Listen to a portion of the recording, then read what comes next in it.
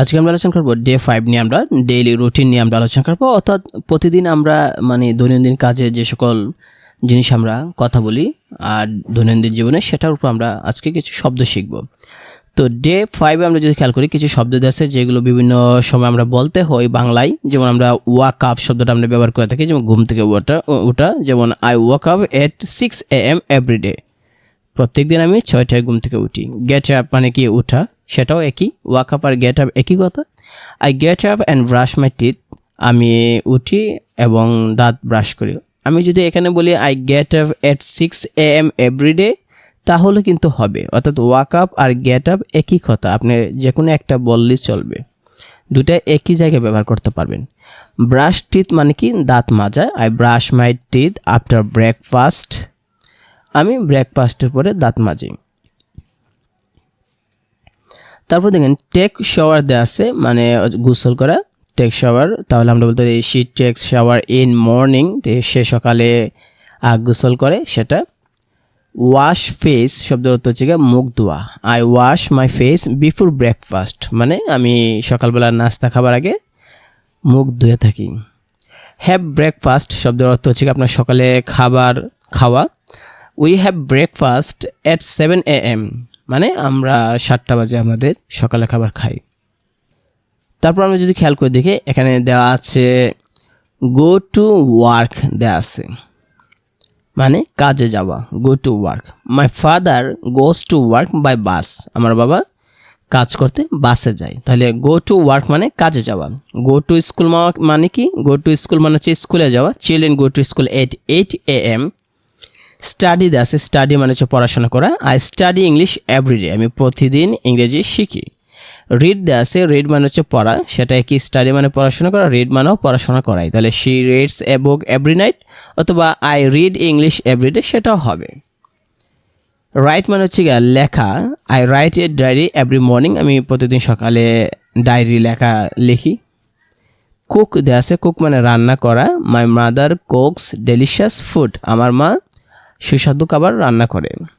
ইট lunch মানে মধ্যাহ্নভোজ করা, যেটা দুপুরে খাবার।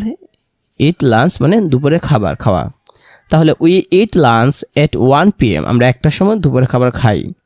টেক রেস্ট মানে বিশ্রাম নেওয়া। I take rest after lunch, মানে আমি লাঞ্চের পরে বিশ্রাম গ্রহণ করি সেটা। ওয়াচ টিভি মানে টিভি দেখা। I watch TV in every morning, বা I watch TV in the morning, অথবা I watch TV in the evening, যে কোনো একটা বলতে পারেন যে আমি সকালে টিভি দেখি অথবা আমি সন্ধ্যায় টিভি দেখি। এক্সারসাইজ দেওয়া আছে, মানে ব্যায়াম করা। হি এক্সারসাইজেস এভরি মর্নিং, সে প্রতিদিন সকালবেলা ব্যায়াম করে। স্লিপ দেওয়া আছে, মানে ঘুমানো। আই স্লিপ এট 10 PM, মানে আমি 10টার সময় ঘুমাই।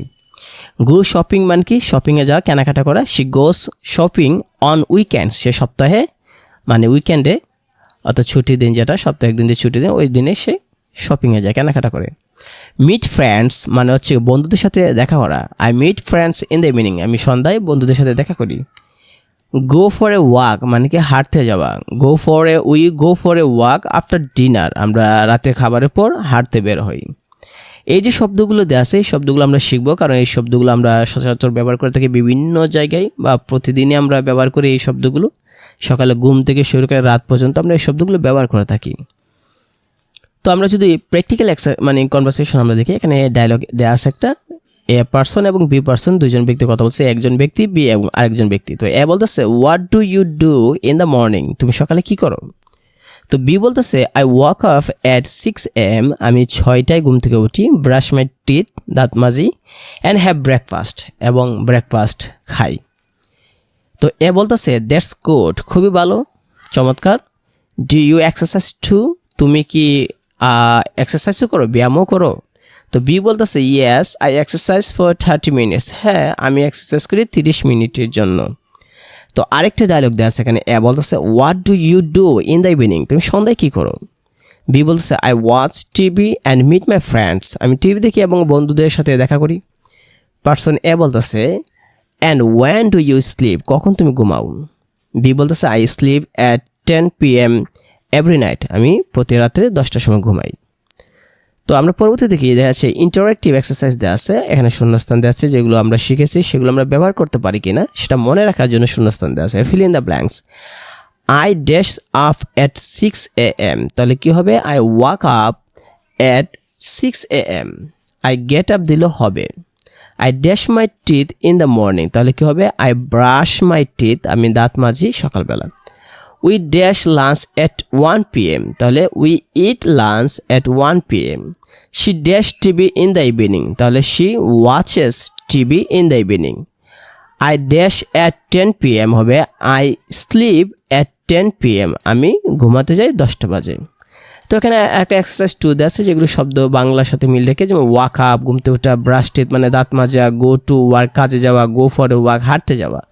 এক্সারসাইজ 3 দেওয়া আছে, মিনি রুল দেওয়া আছে play. What do you do after breakfast, মানে তুমি ব্রেকফাস্টের পর কী করো? আই গো টু ওয়ার্ক, আমি কাজে যাই। And what about the evening, এবং সন্ধ্যাবেলা কী করো? I watch TV and meet friends, আমি টিভি দেখি এবং বন্ধুদের সাথে দেখা করি বা সাক্ষাৎ করি। তো এই হলো আজকে যে দৈনন্দিন জীবনে ব্যবহার করা শব্দ, যেগুলো আমরা প্রতিদিন সকাল থেকে সন্ধ্যা যে সকল কথা আমরা বলি মানুষের সাথে, সে কথার উপর ভিত্তি করে এখানে যে শব্দগুলো দিয়েছে, এই শব্দগুলো আমরা যদি শিখি এবং এক্সারসাইজ করি এবং যদি দুই একটা আমরা ডায়লগ আকারে যদি মানুষের সাথে কথা বলি, তাহলে আমরা সহজে আমরা শিখতে পারবো। তো আমরা পরবর্তীতে আলোচনা করব ডে 6 শপিং অ্যান্ড মানি নিয়ে আমরা আলোচনা করব।